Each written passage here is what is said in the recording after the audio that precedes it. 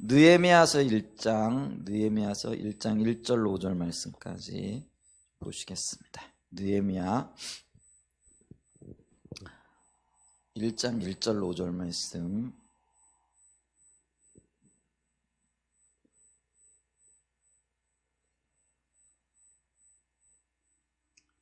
자, 보시겠습니다. 찾으셨죠? 우리 한번 같이 읽습니다.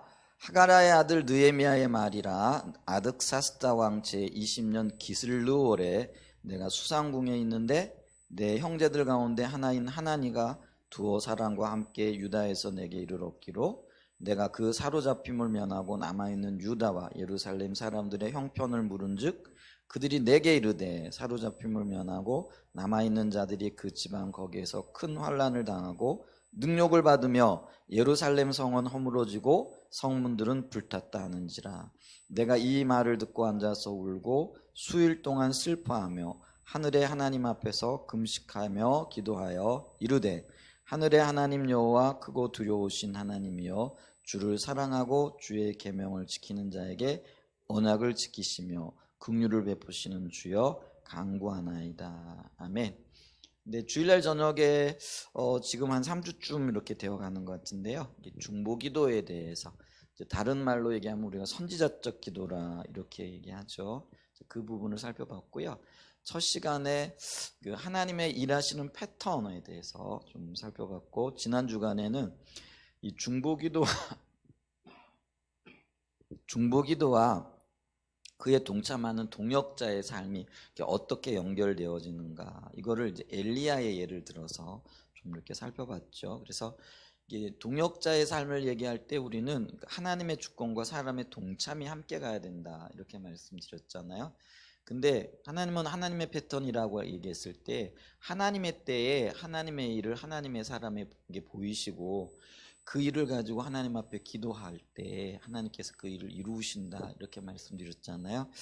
그래서 그 하나님의 일을 밝히 보이심으로써 그 일을 붙잡고 기도하는 사람, 이걸 이제 파수꾼 혹은 중보 기도자의 역할, 또 혹은 그 선지자적인 기도 이렇게 얘기를 하는데, 이제 그 일을 이룰 동역자를 찾는다라는 것이죠. 그러면서 우리가 엘리야의 예를 열왕기상 18장에 있는 말씀을 통해서 볼 때 하나님께서 하나님의 일을 계획하시고 엘리야에게 보이시죠. 자, 그런데 엘리야가 그 일을 위하여 이제 본격적으로 하나님 앞에 기도하고 그 기도를 들으시고 하나님이 일하셨다. 그런데 그 일하시고 난 다음에 하나님이 하신 말씀 혹은 그 신약적인 평가는 뭐냐면 엘리야의 기도 때문에 이 일이 이루어졌다 이렇게 얘기를 하는 거죠. 그래서 하나님께서 이렇게 일하시는 이유 중에 하나가 하나님은 하나님의 사람들을 동역자로 부르셨다. 이게 하나님이 일하시는 방법 중에 하나다. 이 이야기를 지난 주간에 우리가 좀 살펴봤고요. 오늘 좀 이렇게 또 보기를 원하는 건 뭐냐면은 이 중보기도 중에서도 이게 중보기도자가 선지자적인 사명이다 이렇게 얘기를 했잖아요. 그랬을 때 이 중보기도가 회복과 부흥을 위해 어떻게 관련되어지고 회복과 부흥을 위해서 우리는 어떻게 또 기도해야 되는가, 이 부분들을 좀 살펴보기를 원하는데요. 그래서 오늘 말씀의 주제가 회복과 부흥을 위한 중보기도다 이렇게 얘기를 하죠. 자, 그러면서 우리가 회복과 부흥을 위한 중보기도를 우리가 하게 되어질 때에 오늘 살펴볼 게 뭐냐면은 전반적인 4가지 것들인데요. 그 첫 번째가 뭐냐면은 먼저 우리 자신의 모습 혹은 처지를 인식해야 된다라는 거고요. 두 번째로는요, 이 처지를 인식하고 난 다음에 하나님 앞에서 죄를 회개하고 나와야 된다라는 것이고요. 세 번째는 하나님의 긍휼을 의지하고 서서 중보기도해야 된다라는 것이죠. 그 다음에 네 번째는 하나님의 약속을 붙잡고 그 뜻이 이루어지기를 하나님 앞에서 줄기차게 간구하여 나가는 거다라는 거죠. 이때 중요한 게 뭐냐면은 하나님께 모든 것을 걸고 나간다라는 거죠. 그래서 기도와 우리의 삶이 나누어지지 않는 것이죠. 그래서 하나님께서 보여주신 것, 그게 우리의 비전인데 그 비전을 가지고 주님 앞에 나아가 기도하는데 그것이 우리의 삶 전체가 되어져야 된다. 우리의 모든 것들이 되어진다라는 것을 지금 이야기하고 있는 거죠. 그래서 이 4가지 일을 이렇게 살펴볼 건데요. 하나씩 좀 보기를 원하면은, 자, 첫 번째는 뭐냐면은요. 이 중보기도는 현실에 대한 인식에서부터 시작되어진다라는 거죠. 이거는 오늘 우리가 좀 보기를 원하는 회복과 부흥 역시 마찬가지죠. 회복이 뭐예요? 하나님이 우리 가운데 오시는 거고요. 이 부흥은 뭡니까? 하나님이 우리 가운데 오셔서 이루어지는 혹은 하나님께서 일하시는 그 큰 역사들을 말하는 거죠. 그래서 하나님이 우리 가운데 능력으로 임하시고 그 능력이 우리 가운데 나타나는 것, 이게 이제 회복과 부흥이라는 건데요. 근데 이 회복과 부흥도요, 우리가 현실에 대한, 그러니까 하나님이 안 계신 것에 대한 혹은 하나님이 역사하시지 않는 것에 대한 안타까움, 그리고 그것으로 인한 울부짖음, 뭐 이런 것들이 없으면은 그 시작이 되어지지 않는다라는 거죠.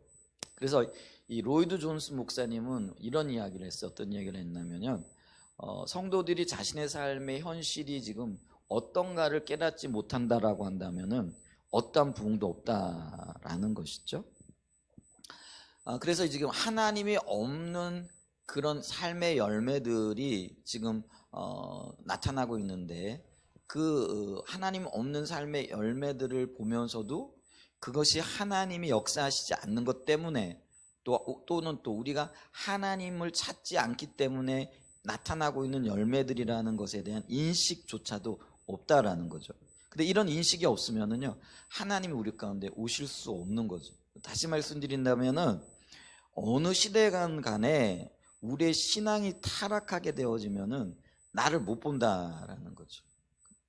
근데 이제 중요한 게 뭐냐면은요, 이 현실 인식이 되어지면서 하나님이 없음으로 인하여, 또 하나님의 은혜가 거침으로 인하여, 하나님의 임재가 없음으로 인하여 우리의 삶에 어떤 지금 열매들이 보여지고 있고 나타나고 있는가, 이런 거를 보는 게 굉장히 중요하다라는 것이죠. 그래서 이 마틴 로이드 존스 목사님은 현실에 대한 지금 내 삶에 있어서의 인식이라는 게 정확하게 보는 것, 깨닫는 걸 의미하죠. 그것이 없이는 어떠한 하나님의 역사도 볼 수 없다, 부흥도 없다, 이렇게 얘기를 하고 있다라는 것이죠.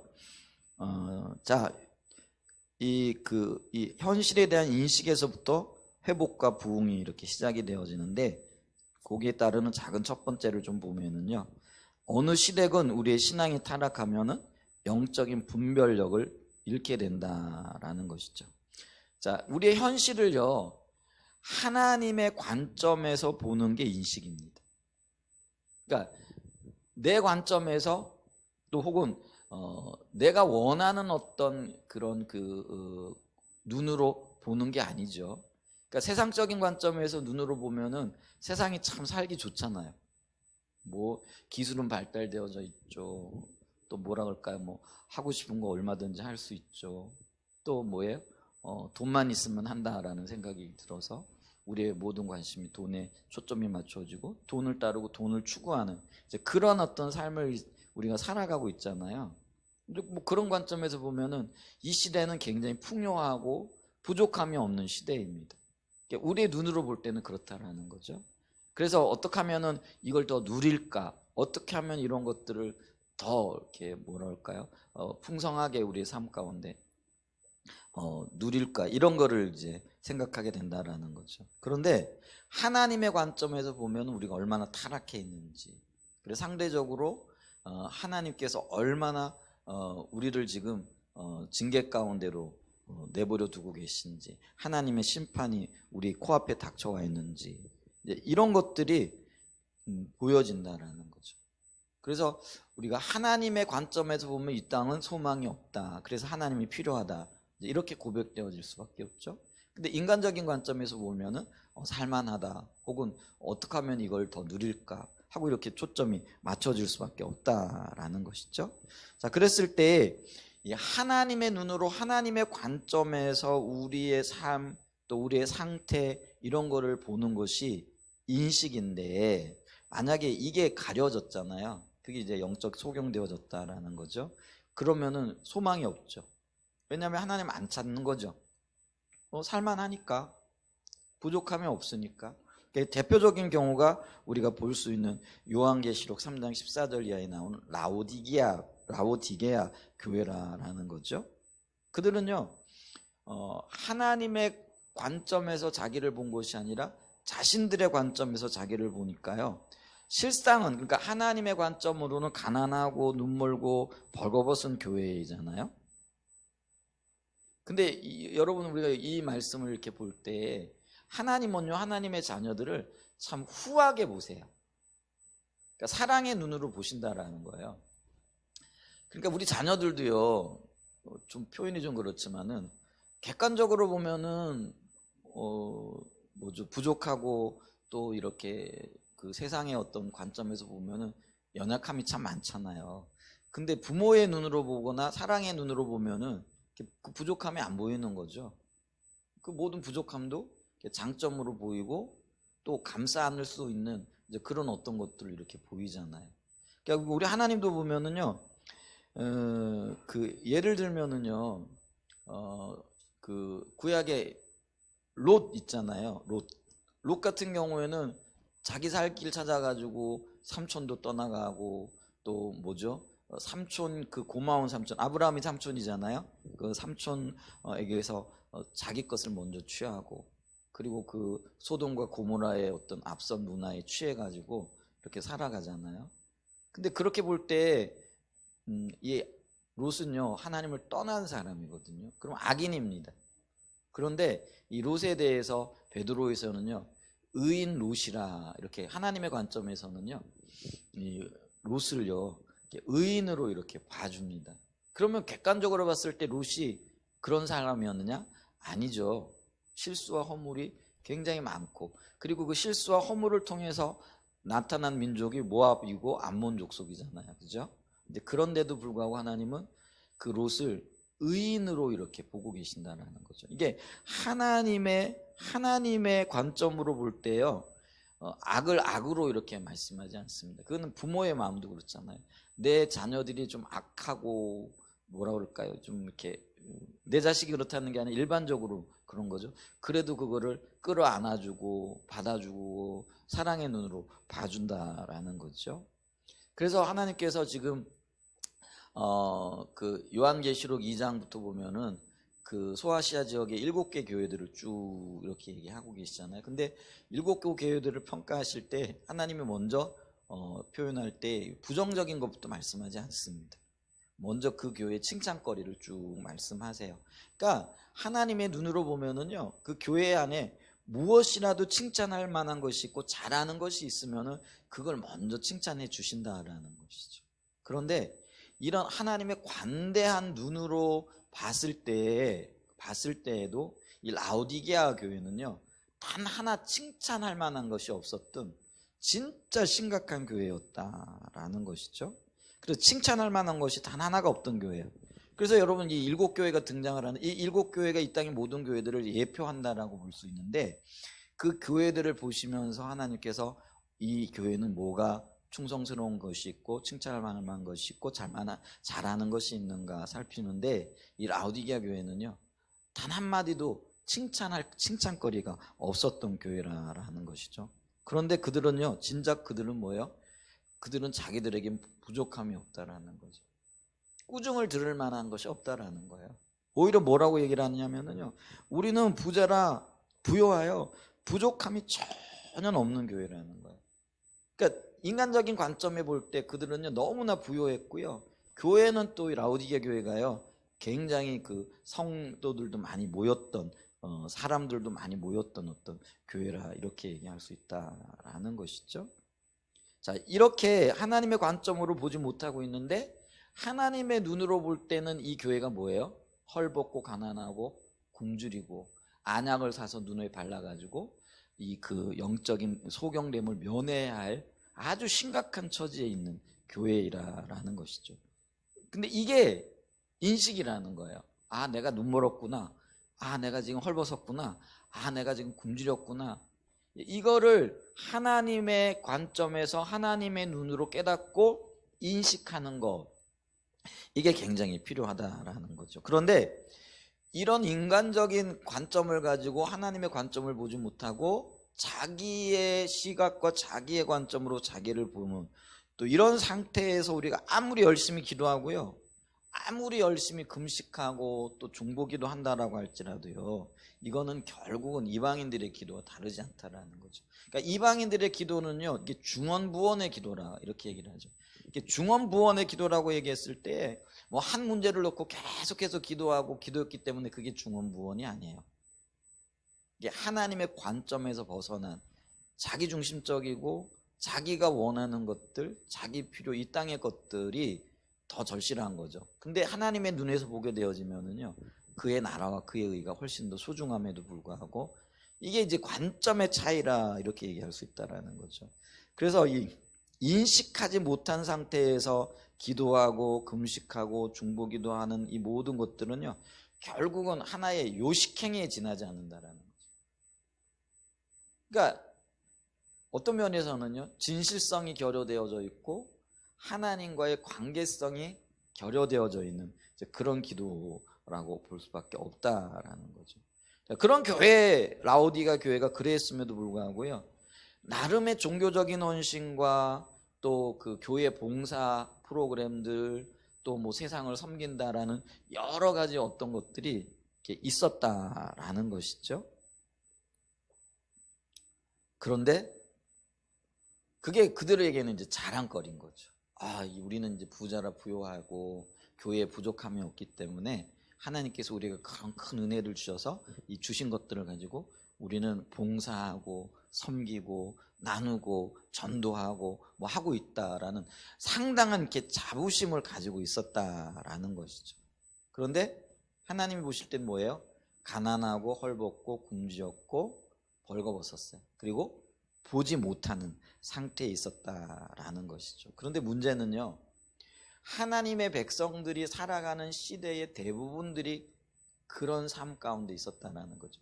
예레미야 시대도 그랬고요, 이사야 시대도 그랬고요, 또 예수님 당시 만왕의 왕이신 예수님, 이제 뭐 우리가 성탄절을 맞이를 하는데 주님이 이 땅에 오신 거 축하하잖아요. 오셔서 주님께서 이 땅에 계실 그때에도 여전히 그들은요, 하나님과는 상관없는 현실 인식을 하고 있었다라는 것이죠. 그래서 우리 이사야 6장 9절을 보면은요, 뭐라고 이렇게 말씀을 하고 계시냐면, 이사야 6장 9절입니다. 여호와께서 이르시되 가서 이 백성에게 이르기를 너희가 듣기는 들어도 깨닫지 못할 것이요 보기는 보아도 알지 못하리라 하여. 이게 참 심각한 거예요. 분명히 들어요. 근데 분명히 봐요. 근데 진짜 들어야 할 거를 못 듣는 거예요. 진짜 보아야 할 거를 못 보는 거예요. 이 시대가 언제라고요? 이사야 시대예요. 여기 굉장히 심각한 거예요. 근데 문제는 이사야 시대의 그 백성들은요, 자기들이 못 본다고 생각했을까요? 못 듣는다고 생각했을까요? 이게 차이라는 거예요. 보세요. 하나님의 관점에서 볼 때는 그들이 못 봐요.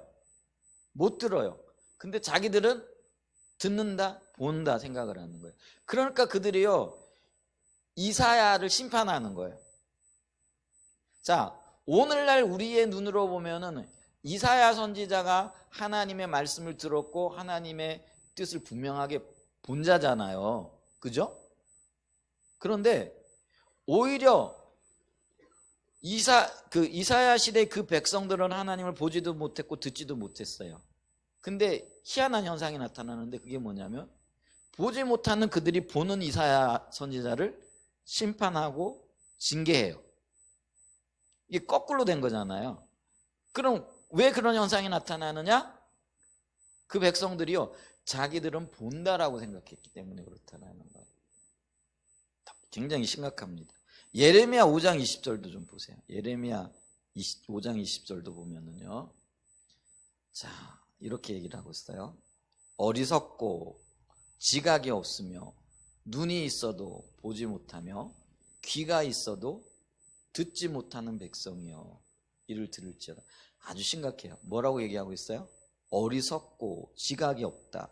자, 이게 이제 유대 지도자들을 향하여 하는 이야기예요. 자, 그 지도자들 중에는 제사장들도 있었을 거고요, 또 선지자들도 있었을 거고요. 귀족들도 있었을 거고요. 왕족들도 있었을 거고요. 그러면 그들은 그 시대의 사회적인 지도층으로서 참 많이 배웠어요. 공부도 많이 한 사람들이었을 거예요. 그런데 그 사람들을 향하여 지금 뭐라고 얘기해요? 어리석고 지각이 없으며 눈이 있어도 보지 못하고요. 귀가 있어도 듣지 못하는 백성, 이렇게 얘기를 해요. 여러분, 이게 지금 이사야 시대하고 예레미야 시대가요, 연차로, 그러니까 시차로 보게 되어지면 한 100년에서 150년 정도 차이 나요. 100년, 150년, 이게 보면은 우리가 한 세대를 한 40년 정도 잡으면, 요즘 그 세대가 좀 빨라졌다고 하지만은 3, 4세대가 지난 거죠. 그죠? 뭐 짧은 세월은 아니에요. 우리나라가 지금 100년 전이면은 언제죠? 1900년도 말이면은 조선시대 말이잖아요. 그죠? 이제 그러니까, 그런데 있잖아요.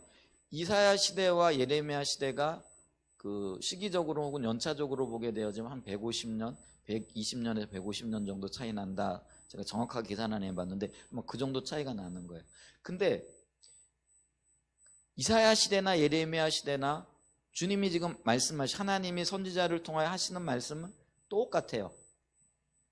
그죠? 그러니까 이게요, 그들이 하나님의 그 관점이 아니라 자기들의 관점에 서 있고, 자기 관점에 서 있으니까요, 하나님이 지금 무엇을 말씀하시는가 이걸 못 듣는다라는 거죠. 그런데요, 이사야 시대로부터 예레미야 시대로부터 예수님의 시대까지는요, 어느 정도냐면 한 600년 정도 시차가 있어요. 예레미야가 600년 전후에 활동했던 선지자잖아요. 그래, BC 586년에 유다가 망하는데 그때까지 예언 활동을 했던 선지자가 예레미야고, 예수님이 BC 4년, 뭐 우리가 흔히 얘기했을 때 예수님 오시기 전을 BC 오신 이후를 AD라고 이렇게 얘기를 할 때 2000년 전에 오셨잖아요. 자, 그러면은 그 시차가 어느 정도냐면 한 600년 정도 나는 거예요. 근데 600년이 지나고 난 다음에 예수님이 바리새인들을 향하여 하시는 말씀 보세요. 마태복음 13장 15절이에요. 자, 마태복음 13장 15절을 한번 찾아볼까요? 자, 한번 보죠. 이 백성들의 마음이 완악하여져서 그 귀는 듣기에 둔하고 눈은 감았으니 이는 눈으로 보고 귀를 듣고 마음으로 깨달아 돌이켜 내게 고침을 받을까 두려워함이니라. 그러나 너희 눈은 봄으로 너희 귀는 들음으로 복이 있도다. 이게 지금 이사야서를 있는 말씀을 인용해 가지고 예수님께서 그 백성들에게 하는 말씀이에요.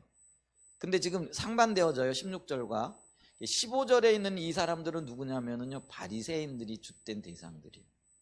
근데 우리가 바리새인들 잘 알고 있듯이 그들이 영적인 지도자들이었잖아요.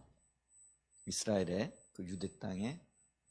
근데 상대적으로 보는 사람, 너희 눈은 봄으로 너희 귀는 들음으로 복이 있다라고, 여기서 너희는 누구를 얘기할까요? 제자들을 얘기를 해요. 그리고 예수님을 따라다녔던 여인들 얘기를 해요. 근데 신분적으로 보게 되어지면, 혹은 종교적인 관점에서 보게 되어지면은, 보면은 이 바리새인들과 제자들은요, 천지차예요. 귀족과 천민인 그런 관계라는 거죠. 어떤 면에서 보면은요. 그러니까 그래서 이 바리새인들이 베드로를 욕하고 베드로를 폄하하잖아요. 이 어부가 배우지도 못한 것이. 그러니까 이제 우리가 사도행전에 보면은 베드로가 담대하게 얘기할 때 그들이 뭐라고 얘기를 하죠? 아니, 이 사람들은 배우지도 못했는데, 이 사람들은 우리가 볼 때 이게 무식한 갈릴리의 어부들 출신인데 언제 이들이 이렇게 말을 잘하고 똑똑했느냐라는 거예요. 그렇게 놀라잖아요. 근데 보세요. 잘나고 사회의 주류층을 이루고 종교적인 리더로서의 역할을 감당하고 있는 그들은 이사야 시대와 전혀 다르지 않는 거예요. 그러니까 이게 이사야 시대에 그들이 똑같다라고 지금 예수님이 말씀하고 계신 거잖아요. 근데 이 차이가 뭐냐면요, 보는 자들은 어떤 자들이냐면요, 하나님의 관점의 선자들이에요. 그래서 마태복음 16장에 보면은 베드로가 주는 그리스도시요 살아계신 하나님의 아들이시니이다 이랬을 때 예수님이 그들에게 그를 평가하는 게 뭐예요? 이거를 알게 한 이가 누구라는 거예요? 자연인이 아니고요, 하나님이 깨닫게 하셨다라는 거죠. 그건 성령의 비침이 있었다라는 거예요. 그러니까 성령이 비침이 있었다라는 건 다른 말로 얘기하면 뭐냐면은요, 그게 하나님의 관점, 하나님의 눈이 열려졌다라는 거죠. 그런데 보세요. 이사야 시대가 되어졌던, 예레미야 시대가 되어졌던, 예수님 시대가 되어졌던, 이 시대가 되어졌던, 지금 시차가 점점 벌어지고 있어요. 150년, 600년, 뭐 2000년이 지난 이 시대를 우리가 살아가는데요, 여전히 하나님의 관점으로 자기를 보지 못하고 있는 수많은 영적인 소경들과 눈먼 자들이 너무나도 많다라는 거예요. 이게 지금 굉장히 심각한 상황이라는 거죠. 자, 그러면 이런 상태에 있게 되어지면은요, 어떠한 회복도 어떠한 부흥도 소망이 없는 거예요. 그래서 있잖아요, 이사야 시대가 그렇게 저물어 갔고요, 예레미야 시대가 그렇게 심판 가운데 멸망을 받았어요. 여러분, 바리새인들도요 철저하게 심판받았고 철저하게 무너진 세대가 그 바리새인들의 세대입니다. 바리새인들의 말로가요 굉장히 끔찍합니다. 그게 AD 70년에 그 예루살렘이 무너질 때에 그런 심판이 그들에게 임하는 것을 이렇게 보죠. 그러니까 영적인 소경 가운데 있게 되어지면 언젠가는 반드시 심판, 반드시 영적인 징계를 받을 수밖에 없다라는 거예요. 그게요 소망이 없어요. 그러니까 영적인 각성, 그러니까 이 각성이라는 게 하나님의 관점에서 나를 보고 내 교회를 보고 내 가정을 보고 내 나라를 봐야 되는 거예요. 그러니까 내 눈으로 나를 보고 내 가정을 보고 내 교회를 보고 네 나라를 보는 거하고 하나님의 눈으로 내 나라를 보고 나를 보고 가정을 보고 교회를 보는 거는요 천지 차이일 수밖에 없다라는 것이죠. 그래서 우리는요 우리의 신앙이 타락하고 자기의 관점에 서게 되어지면은 영적인 분별력을 잃어버릴 수밖에 없다라는 거죠. 자, 작은 두 번째요, 현실에 대한 인식에부터 회복과 부흥이 시작된다라고 했을 때 작은 두 번째가 뭐냐면은 우리가 이런 처지에 있을 때 하나님의 회복의 역사가 시작되려고 하면은요, 하나님은 은혜로 영적인 분별력을 여신다라는 것이죠. 이게 영적인 분별력을 여시는 게 회복과 부흥의 첫 번째 단계입니다. 그리고 이 회복과 부흥을 통해서 중보 기도를 할 수 있도록 하나님께서 우리에게 은혜를 베풀어 주신다라는 것이죠. 이사야서 30장 20절로 좀 보죠. 30절 전체를 좀 봤으면 좋겠어요. 이사야 30장.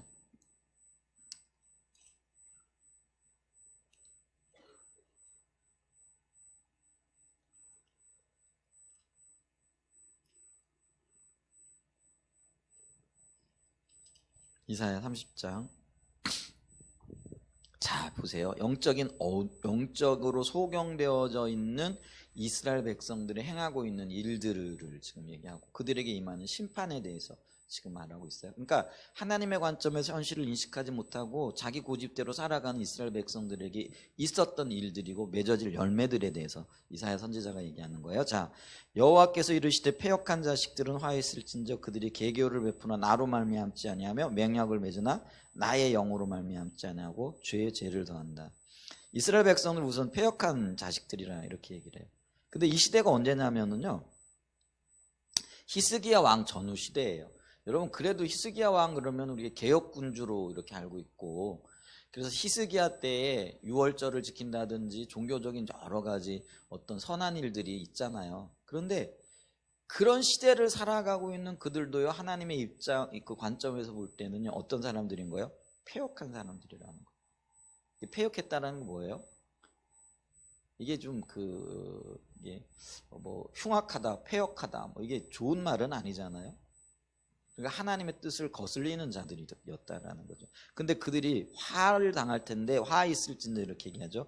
저주를 받을진저 이런 의미입니다. 그 저주를 받는 얘기가 뭐냐면 그들이 계교를 그러니까 계획을 세우고 그들 나름대로의 어떤 뭐 그 장래의 일을 이렇게 생각을 하는데 그게 뭐냐면은요.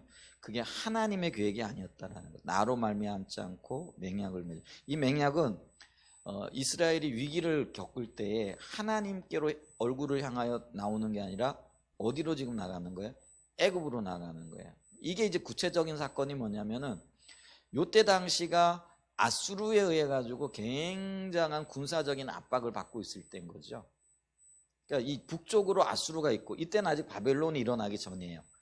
그러니까 아수르가 세계를 제패하고 있던 아주 굉장히 강력한 군대를 가지고 있었는데 이 아수르가요 자꾸 이게 지금 이스라엘을 쳐들어오죠. 그래서 실질적으로요 히스기야 왕 시대에 어간의 그 북이스라엘 그러니까 이스라엘이 북이스라엘과 남왕국 유다로 나뉘잖아요. 북이스라엘은 베냐민과 유다 지파를 제외한 나머지 10지파가 속해 있던 그래서 있잖아요. 예루살렘 바로 코앞이 코 위가 사마리아예요. 그 사마리아가 북이스라엘의 성 그러니까 도읍이었거든요. 서울이었거든요. 그런데 이 아수르 시대에 북이스라엘의 수도 사마리아가 멸망합니다. 그리고는 곧바로 예루살렘으로 진격해 들어오기 시작을 하는 거죠. 자, 그랬을 때 남왕국 유다, 히스기야 왕을 비롯한 여러 왕들의 관점에서 보면은 이게 지금 나라가 풍전등화와 같은 거예요. 그리고 그들을 군사적으로 당해낼 만한 어떠한 희망도 없는 거죠. 싸워가지고 이길 만한 힘이 없는 거죠. 그러니까 그들이 어떻게 할까 고민하고 고심하다가 생각해낸 방법이 뭐예요? 우리 남쪽에 애굽이 있으니까 애굽에 가서 화친을 맺자. 오늘날로 얘기하면 동맹이죠. 지혜로워요, 안 지혜로워요? 어떤 면에서는요, 역사적인 관점에서 군사적인 관점에서 보면은요, 뭐 이게 남쪽에 있는 애굽의 힘을 빌려가지고 북쪽에 있는 아수르를 견제하는 것 나쁘지 않아요. 오늘날도 우리가 그런 외교 정책이라든가 군사 정책 쓰잖아요. 이게 똑같아요. 북쪽에 북한, 남쪽에 남한 있는데 이 북쪽이 이제 중국과 러시아를 이렇게 등에 업고 있고요. 우리는 또 미국하고 동맹을 맺고 있잖아요. 그러니까 이게 어떤 면에서는 외교적으로 볼 때는 굉장히 지혜로운 방법이죠. 그런데 하나님이 지금 남한국 유다가 그런 방법을 썼어요. 그런데 그들을 향하여 악한 계교라라고 말씀하시고 이게 나로 말미암지 않았다 얘기하고 그리고 이게 죄의 죄를 더하는 거다라고 하는 거죠. 그래서 2절에 보세요. 2절에 보면 그들이 바로의 세력 안에서 스스로 강하려 하며 그러니까 바로의 도움을 받아가지고 이 위기를 극복하려고 한다는 거죠. 그러니까 애굽의 그늘에 피하려 하여 애굽으로 내려갔은데 나의 입에 묻지 아니하였도다. 자, 하나님의 관점에서 보면은 이 나라의 주인이 누구죠? 유다의 주인이 누구예요? 하나님이시잖아요. 한 10여 년 전인가 이명박 대통령이 되기 전에 서울시장으로 있을 때 서울을 하나님 앞에 드린다 뭐 이게 이제 뭐 그분이 이제 장로님이니까 신앙적인 어떤 얘기를 했어요. 그랬더니 대한민국이 아주 난리가 났어요. 그죠? 기억하세요? 이명박 대통령이 대통령적인 서울시장을 했잖아요. 그 서울시장을 하면서 서울을 하나님 앞에 드린다. 물론 그게 뭐 그의 신앙적인 어떤 표현이고 그런 걸 거예요. 근데 이게 아주 난리가 났었어요. 근데 우리가 신앙적으로 보면은 온 나라를 통치하시는 분이 하나님 맞아요, 안 맞아요? 서울도 당연히 하나님 거 맞아요, 안 맞아요? 근데 세상적인 눈으로 관점을 보면은 이게 지금 그래서 무진장 두들겨 맞았어요. 여론에서도 맞고 뭐 그것 때문에 있잖아요. 뭐 그 뭐죠 지지율도 떨어지고 뭐 대통령이 돼야 되니 말아야 되니 대통령 선거에 나왔을 때도요. 그게 굉장히 악재거리가 되어지고 그랬어요. 굉장한 이슈거리가 되어졌던 적이 있죠. 근데요. 신앙의 눈으로 보게 되어지면은 유다든 대한민국이든 하나님이 통치하시고 다스리는 거 맞습니다. 우리는 그런 걸 기억하고 있잖아요. 그러면은 하나님의 나라인 유다, 하나님의 통치하고 궁극적인 주권하에 있는 이 나라가 하나님의 통치와 하나님의 인도를 받아야 돼요, 안 받아야 돼요? 당연한 거예요. 그런데 지금 이 히스기야와 유다가 어떻게 지금 하고 있는 거예요? 하나님의 입에 묻지 아니하고 스스로 강하려 하여, 그러니까 자신의 계교와 계략을 따라 가지고 애굽으로 내려가 가지고 스스로 살 길을 찾고 있다라는 거예요. 자, 예레미야서에서 2장 13절에 보면 이 백성이 두 가지 악을 행하였는데 그 하나가 뭐예요? 뭐죠? 스스로 살 길을 찾는 거예요. 그게 뭐냐면은요, 웅덩이를 팠는데 그 웅덩이가 뭐라는 거예요? 스스로 살 길을 찾는 거죠. 근데 그게 터진 웅덩이라는 거예요. 그러니까 유다가 하나님을 찾고 하나님의 나라이니까 하나님 앞에 맡겨야 돼요. 여러분이 교회가 하나님의 교회 맞죠? 한사랑 예전교회가 하나님의 교회 맞죠? 그럼 우리가 하나님 앞에 맡겨야 되는 거죠.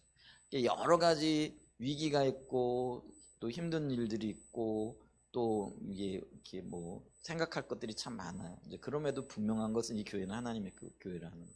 그거 기억하면 돼요. 그 하나님 앞에 맡기면 돼요. 하나님의 교회니까 하나님이 알아서 하실 거죠. 그 믿음이 그냥 뭐 입으로 그렇게 뭐 입술로 하는 게 아니라 마음에서 진심으로 그렇게 주님 앞에 맡겨지고 드려져야 된다라는 거죠. 그러면 우리 가정도 그렇고요, 우리 자녀들도 그렇고요, 모든 게 그래요. 진심으로 전심으로 주님 앞에 맡길 수 있는 그런 은혜가 있기를 축복합니다. 그런데 스스로 웅덩이를 파는 거예요. 내 거야, 내 교회야.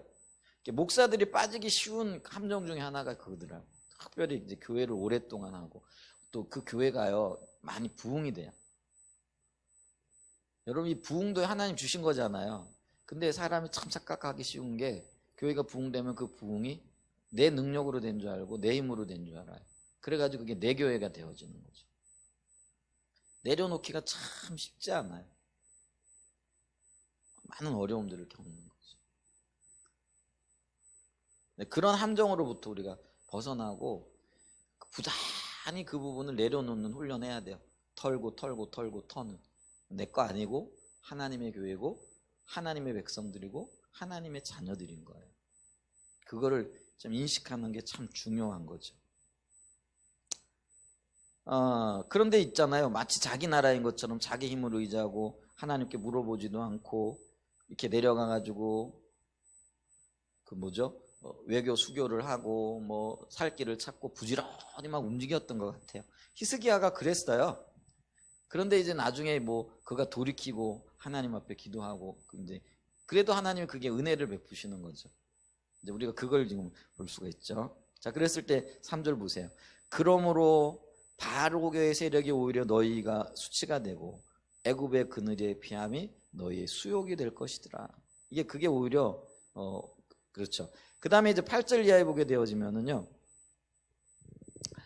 그 백성들의 영적인 상태가 어떤가, 이걸 지금 얘기하는 거죠. 자, 보세요. 이에 가서 백성 앞에서 서판에 기록하며 책에 써서 후세에 영원히 있게 하라. 대저희는 패역한 백성이요 거짓말하는 자식들이요 여호와의 법을 듣기 싫어하는 자식들이라.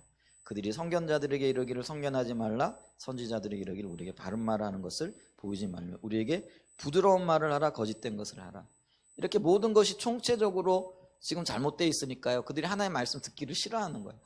우리 좀 편안하게 살게 좀 말씀이라도 좀 위로하는 말씀. 오늘날 똑같은 거예요. 우리가 세상에서 얼마나 힘들게 살아가는데 왜 교회까지 와가지고 우리가 책망을 들어야 되고 하나님의 어떤 그런 딱딱한 징계의 말씀을 들어야 되냐. 좀 우리 제발 좀 위로해달라. 그런 마음들이 있잖아요. 근데 이게 지금요, 이스라엘 시대의 이스라엘 백성들의 마음이었고 오늘날의 우리 영적인 상태라는 것이죠. 그러면서 11절에 보세요. 너희는 바른 길을 버리며 척경에서 돌이키라. 이스라엘의 거룩하신 우리 앞에서 떠나시게 하라 하는도다. 이들이 지금 마음으로 부르짖고 있었던 소리가 이런 소리였다라는 거죠. 자, 근데 그렇게 되어지니까요, 그들에게 지금 어떤 일들이 나타나느냐면요,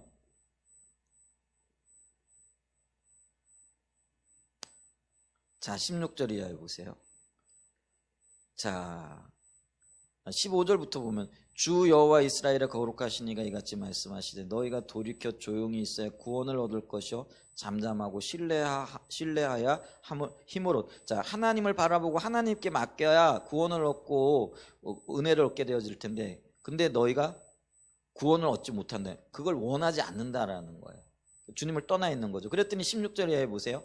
이러기를 아니라 우리가 말 타고 도망하라 하였으므로 너희가 도망할 것이요 또 이러기를 우리가 빠른 짐승을 타리라 하였으므로 너희를 쫓는 자들이. 그래서 있잖아요, 하나님의 심판이 있고 징계가 있는데, 근데 도망가리라 했을 때 도망가는데 그 쫓아오는 사람들이 도망하는 것보다 더 빨리 쫓아와가지고 그 앞길을 가로막고 있다라는 거죠. 그리고 17절에 보세요. 한 사람이 꾸짖은 적 1000사람이 도망하겠고. 근데 원래 율법의 약속에 보게 되어지면은 너희 다섯이 1000사람을 뭐라고요? 감당하겠고 쫓아내겠고. 그러니까 하나님의 율법과 하나님의 계명 가운데 있게 되어지면은요, 정확하게 이런 일들이 일어나는 거예요. 그런데 지금 현장 뭐예요? 정확하게 이게 거꾸로 되어진 현상이 이렇게 나타나는 거죠. 자, 그래서 보세요.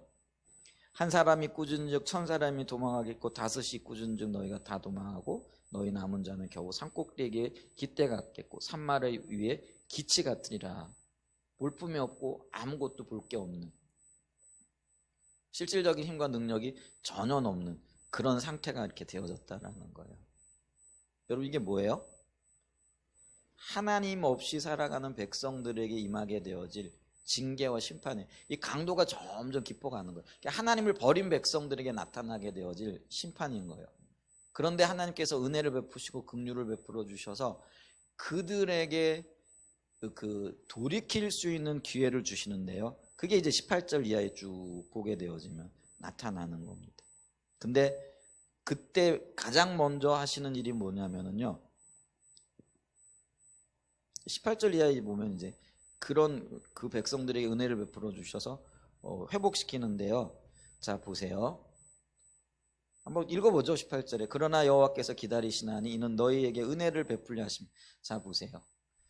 이스라엘 백성들이 잘했기 때문에, 행위가 올바르기 때문에, 아니면 하나님이 원하신 어떤 삶을 살았기 때문에 그게 아니에요. 근데 오늘 하나님이 그 백성들을 회복시키는데 그 회복시키는 이유가 뭐라는 거예요? 이유가 뭐예요? 18절부터는 회복을 얘기하고 있거든요. 자, 여호와께서 기다리시는데 왜요? 그들을 회복시키려고. 근데 그 이유가 뭐예요? 너희에게 은혜를 베풀려 하심이요. 결국은 은혜의 문제죠. 자, 그러면서 은혜를 베풀려고 하나님이 일어나신대요. 그러면서 너희를 긍휼히 여기려 하심이라. 대저 여호와는 정의의 하나님이시라. 그를 기다리는 자마다, 그를 경외하고 신뢰하는 자마다 복이 있도다. 시온에 거주하며 예루살렘에 거주하는 백성아, 너는 다시 통곡하지 아니할 것이라. 내가 부르짖는 소리로 말. 이게 회복을 얘기해요. 하나님께서 그 백성들에게 다시는 통곡하지 아니하고 또 그 고통의 소리를 인하여 부르짖지 않게 하게 하시고 은혜를 베풀어 주신다는 거죠. 그러면서 너희의 기도를 외면했지만 다시 듣는 날, 다시 회복의 역사가 일어날 거라. 이렇게 하시면서 20절에요, 가장 먼저 하시는 게 뭐냐면요, 같이 읽어봐요. 시작. 주께서 너에게 환난의 떡과 고생의 물을 주시나 내 스승은 다시 숨기지 아니하시리니 내 눈이 스승을 볼 것이며. 여러분 보세요. 이 환난의 떡 고생의 물은요, 남유다가 이방의 포위로 당할 육체적인 고통 이런 것들을 얘기하는 거죠. 그런데 스승을 볼 거라는 건 뭐냐면은요, 그 환난의 떡을 먹고 고생의 물을 마시고 있을지 모르지만은 하나님의 바른 길, 그리고 그 바른 길을 제시해 줄 선지자들, 그 선지자들의 입을 통하여 나타나게 되어질 하나님의 기준, 하나님의 관점을 너희들에게 보이겠다라는 거예요. 그리고 하나님의 회복이 여기에서부터 시작이 되어진다라는 것이죠. 그래서 여러분 보세요. 이 회복과 부흥이 시작되어질 때 가장 먼저 이루어지는 일이 뭐냐면은 하나님의 은혜로 인하여 영적인 분별력이 부어지는 것이라는 것이죠. 그래서 이 하나님의 분별력이 부어진다라는 건 아까 얘기했듯이 뭐냐면은요, 하나님의 관점을 보게 하는 거예요. 누구를 세우셔서요? 올바른 선지자, 올바른 스승을 세우셔서. 그래서 오늘 이게 은혜예요. 내 스승은 다시 숨기지 아니하리니. 율법의 기준, 바른 길을 얘기하는 거예요. 그거를 가리지 않게 하시겠다라는 거예요. 눈을 뜨게 하시겠다라는 거예요. 하나님의 관점을 다시 가지게 하시겠다라는 그런 의미가 되어진다라는 것이죠. 여러분, 이런 영적인 그 관점이 열려지게 되어지면은요, 이 그 사람들이 자기의 모습을 보게 되어져요. 그러면서 아까 라오디게아 교회 얘기가 나왔는데, 내 모습이 라오디게아 교회 교인들하고 똑같다. 아, 내가 헐벗었고 굶주렸고 눈멀었고 내가 이런 상태에 있다. 이거를 보게 된다라는 거야. 드디어 하나님의 그런 관점이 부어지게 되어진다라는 거죠. 자, 그러면 보세요. 자신의 이런 헐벗고 굶주리고 그리고 눈먼 것이 보여지게 되어지면은요, 누구에게로 달려가겠어요? 당연히 하나님께로 달려가겠죠. 그리고 하나님께로 달려감이 그게 회복이고 그게 부흥이고 그게 생명이라는 것이죠. 여러분, 우리가 이렇게 하나님께로 달려가지 않게 되어지면은요, 그러니까 못 보니까 못 따라가는 거죠. 그렇게 되어지지 않으면은요, 어떤 소망도 어떤 회복도 어떤 부흥도 없다라는 거죠. 그래서 아까 얘기했잖아요. 회복과 부흥은 어디서부터 출발한다고요? 현실에 대한 인식. 그러니까 하나님의 관점에서 자기를 보게 되어질 때 그 일이 이루어진다는 거죠. 그런데 이 일이 나 때문에, 우리 교회 때문에 일어나는 일이 아니에요. 뭐 때문에 일어난다고요? 하나님의 영광을 위한, 혹은 하나님의 이름을 위한 하나님의 질투 때문에 그렇게 일어난다라는 것이죠. 에스겔서 36장 23절 말씀을 좀 보죠. 에스겔 36장 23절입니다. 자, 보세요. 같이 한번 읽어보죠. 에스겔 36장 38절. 36절. 36장 23절. 네, 헷갈리네요. 16절부터 좀 읽어보면 좋겠지만은 시간을 절약하기 위해서 23절을 좀 읽어봐요. 시작. 여러 나라 가운데에서 더럽혀진 이름 곧 너희가 그들 가운데서 더럽힌 나의 큰 이름을 내가 거룩하게 할지라. 내가 그들의 눈앞에서 너희로 말미암아 나의 거룩함을 나타내리니 내가 여호와인 줄을 여러 나라 사람이 알리라. 주 여호와의 말씀. 보세요. 여러 나라 가운데에서 더럽혀진 그 이름, 그 이름을 위하여 어떻게 하시겠다고요? 하나님께서 거룩하게 하겠다라는 거죠. 하나님의 이름 때문에. 하나님의 이름이 하나님의 영광이거든요. 땅에 떨어진 하나님의 영광을 인하여 하나님께서 질투하심으로 일어난다라는 거죠. 질투가 하나님의 열정이고 열심이잖아요. 하나님에게 속한 것들. 하나님에게 속한 것들이 어떤 게 있을까요? 우선은 하나님의 교회, 하나님의 백성들, 하나님의 나라, 더 나아가면 성령님, 예수님, 이 모든 것들이 하나님께 속한 것들이잖아요. 근데 이 하나님께 속한 것들을 거룩하게 하고 지키고 또 새롭게 하시고자 하는 하나님의 열정이, 그게 하나님의 질투라는 거죠. 그러니까 이 하나님의 이름의 영광도 하나님께 속한 거예요. 그런데 이 하나님의 거룩한 영광, 하나님의 이름이 더럽혀졌을 때 그거를 지키고 바로 세우고 온전케 하시고자 하시는 하나님의 거룩한 열망이 있다는 거죠. 그게 하나님의 질투하심이라 하는 것이죠. 자, 오늘 우리가 읽었던 이 느헤미야도 보면은요, 이 느헤미야는 아닥사스다 왕 때에 술 맡은 관원장으로서 이 536년에 고레스 칙령으로 인하여 유다 백성들이 상당수 돌아가죠. 예루살렘으로. 근데 다 돌아간 게 아니에요. 상당수 돌아갔지만 대부분의 사람들은요, 그 땅에 그냥 뭐라 그럴까요? 정착하고 살았어요. 여러분, 예를 들면은요, 우리가 미국에 이민 가죠. 거기서 한 20년만 살아도요, 다시 돌아오기 쉬울까요? 어려울까요? 쉬울 것 같아요? 어려울 것 같아요? 자, 살고 있는 바벨론이 훨씬 더 살기 좋아요. 풍요한 땅이에요. 그런데 예루살렘 땅은 어떤 땅이에요? 척박한 땅이에요. 그리고 지금 내가 바벨론으로 비록 포로로 잡혀왔지만 그곳에서 결혼도 하고 삶의 기반도 잡고 또 삶의 여러 가지 어떤 터전들이 놓여져 있어요. 돌아가기 쉬울까요? 어려울까요? 어려워요. 근데 그 중에는 그 시온을 향한 특별한 열정이 있었던 사람들, 예루살렘을 향한 하나님의 마음을 가지고 돌아갔던 수만 명의 사람들이 있고, 근데 그들보다도 훨씬 더 많은 사람들이 아직까지 바벨론에 남아 있는 거예요. 근데 바벨론에 남아 있었던 사람 중에 하나가 느헤미야이죠.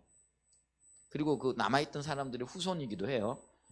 그런데 예루살렘으로 돌아갔던 그 백성들이 지금 성전은 지었어요. 그런데 그 성전을 지킬 만한 힘이 없고 성벽을 쌓지를 못해가지고 그 주변에 있는 그 이방 민족들로부터 수탈을 당하고 또 짐승들의 어떤 그런 괴로움을 겪고 하는 성이 회파되어지고 굉장히 궁핍한 중에 있다는 이야기를 그의 사촌 동생 하나니로부터 듣게 되어지는 거죠. 그랬을 때 이 그 느헤미야의 마음에 야, 하나님의 성이 그 아름다운 예루살렘이 지금 이런 상태에 있다란 말이야. 이게 이제 느껴지는 거예요. 그게 이제 하나님의 눈으로 본 현실 인식이죠. 여러분 이거 근데요 자연스러운 마음 아닙니다. 예를 들면은 지금 미국에서 잘 살고 있는 사람이 한국이 예를 들어 전쟁이 나가지고 너무 가지 어려움을 겪고 있다 그러면 아이고 참 힘들겠다 어렵겠다 이런 마음은 있어도요.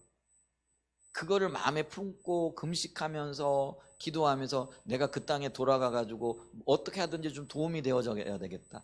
이 생각을 할까요, 안 할까요? 우리는 자연적으로는 그 생각을 못 해요. 그런데 하나님이 느헤미야의 마음에 질투를 부어 주신 거예요. 그리고 그 성 예루살렘을 향한 불타는 마음을 주셨어요. 그래 가지고 그가요. 그 성을 위하여 수일 동안 금식하며 기도하며 그의 마음에 아, 내가 예루살렘으로 가야 되겠다.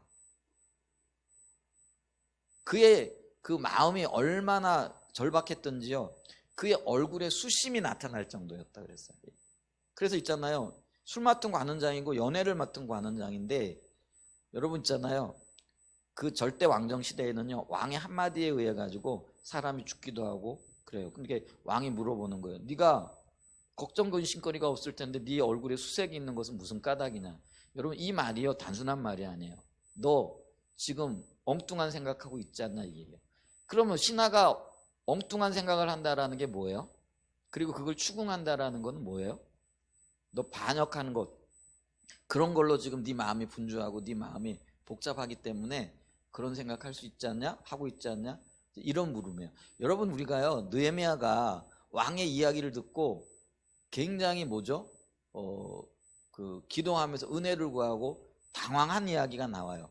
근데 그 당황한 이야기가요. 그게 자연스러운 게 아니에요. 지금 예레미야란다. 느헤미야가요. 왕의 그 한마디 말에 의해 가지고요. 역적으로 몰릴 수도 있고 반란을 꾀하는 사람으로도 몰릴 수 있는 그런 심각한 상황인 거예요. 그러니까 느헤미야가요. 하나님 앞에 엎드려 기도하고 또 기도하고 난 다음에 그 자기의 그 예루살렘 땅 얘기를 했을 때 왕이 은혜를 베푼 거예요. 근데 그 은혜가 하나님께서 베푸신 거예요. 그 마음을. 여러분 보세요. 이 그 느헤미야가 예루살렘 성에 황폐되어졌다라는 그 얘기를 듣고 하나님의 관점에서 하나님의 마음이 보여지니까요. 금식하며 기도하는 거예요. 이게 이제 중보기도예요. 그게 하나님의 마음을 가진 것, 하나님의 관점을 가진 것, 그게 현실에 대한 인식이었다라는 거죠. 그러면서 그가 수일을 금식하면서 은혜를 구하게 되어지는 거죠. 표면적인 인식이 아니에요. 자식이 지식으로 인한 판단이 아니에요. 하나님의 관점에서 인식이 있었고요. 그래서 하나님의 눈으로 보는 자기의 처지를 인식하게 되어졌다라는 것이죠. 그래서 있잖아요. 이 느헤미야가요. 그 왕에게 특청을 하는 거예요. 왕이여 나로 예루살렘의 총독으로 보내주십시오. 근데 이제 성경에 보면 느헤미야가 이 아닥사스 왕이 특별한 총애를 받고 있었던 것 같아요. 그래서 언제까지 돌아오려고 하느냐.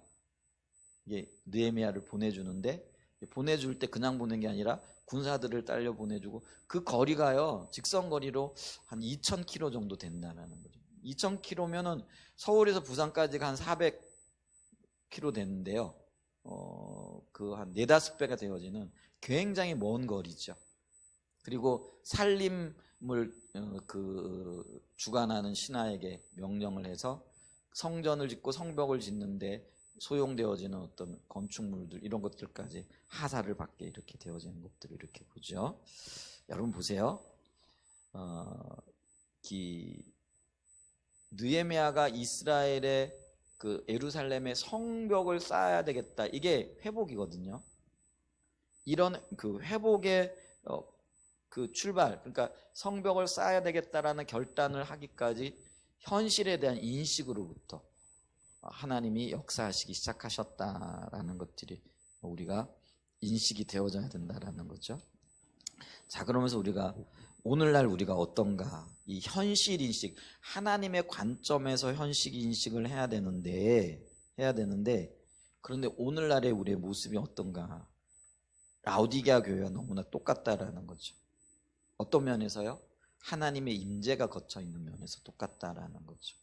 여러분, 라오디게아 교회에 하나님 임재가 철저하게 거쳐 있었죠? 그걸 우리가 어떻게 알 수 있어요? 3장 20절에 보면은 교회 안에 계셔야 할 예수님이 어디에 계신 거예요? 교회 밖에 계신 거죠. 그래서 라오디게아 교회 밖에 서서 라오디게아 교회의 문을 두들기고 있는 거죠. 문 좀 열어라. 내가 너희와 더불어 먹고 마시고 너와 함께 거하기를 원한다. 이 얘기는요, 라오디게아 교회는요, 사람은 많이 모였어요. 성도들이 부자라 정말 돈도 많았어요. 그런데 예수님은 안 계신 거예요. 오늘날요, 하나님의 주권적인 통치가 교회에서 사라지고요, 교회 성도들이요, 하나님과 상관없는 삶을 살아가고 있어요. 오직 인간적인 수단과 방법만이 난무해요. 교회를 운영하고 교회를 이끌어가는데도요, 하나님의 방법이 아니라 인간적인 방법과 수단들이 난무하고 있다라는 것이죠.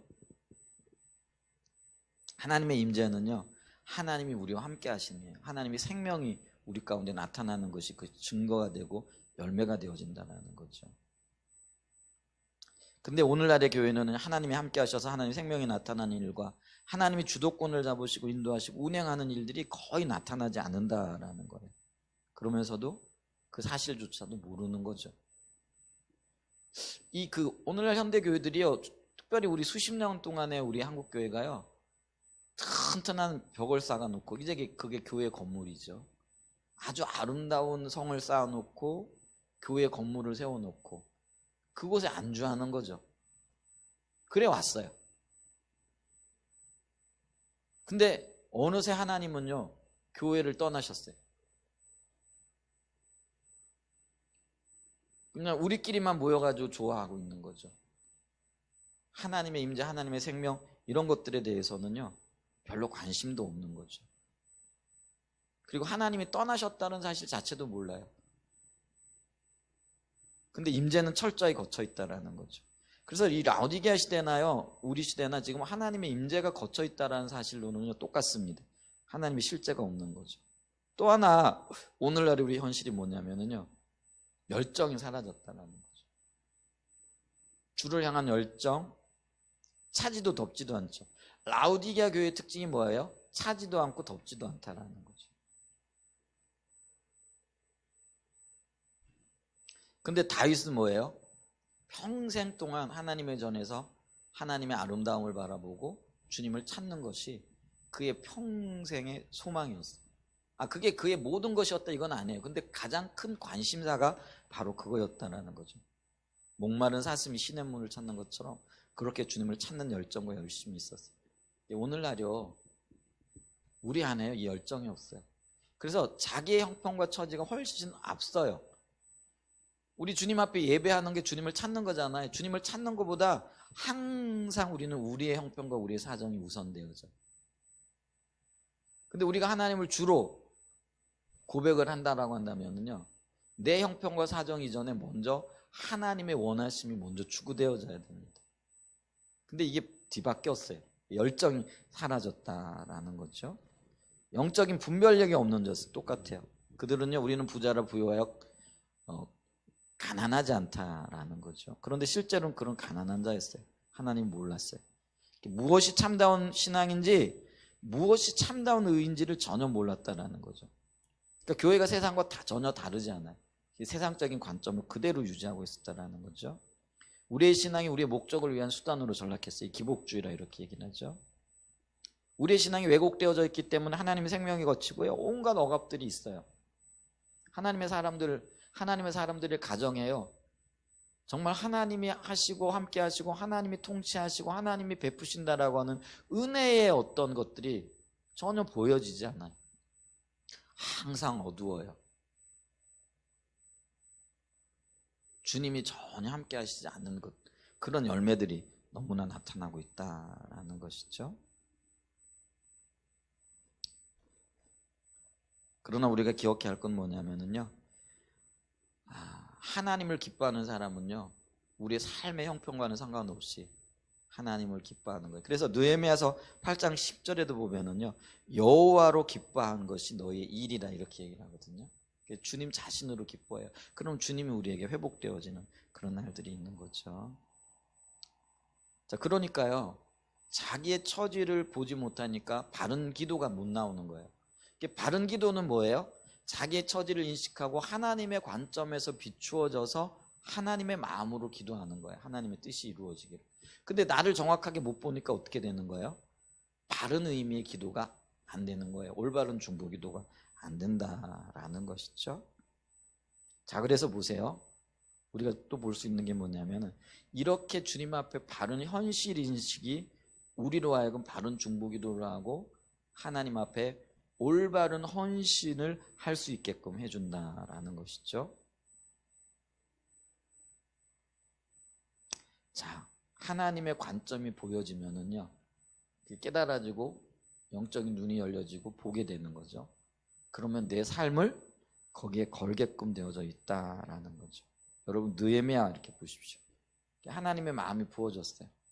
근데 여러분, 그 편안, 오늘날로 얘기하면은 그 청와대에서 뭐랄까요, 만찬을 주관하고 외빈들을 이렇게 내빈들을 이렇게 접대하고 이런 걸 총괄하는 사람이에요. 그리고 이 고대 왕들은요, 늘 뭐예요? 암살의 위협에 시달렸어요. 그래서 이 왕들은요, 늘 의심의 눈초리로 사람을 보는데, 근데 그 일을 먹고 마시는 그 일을 맡길 정도면은요, 얼마나 느헤미야가 그 왕의 신임을 받고 있는 사람이었겠느냐라는 거죠. 그러면은 출세가 보장돼 있고 편안해요.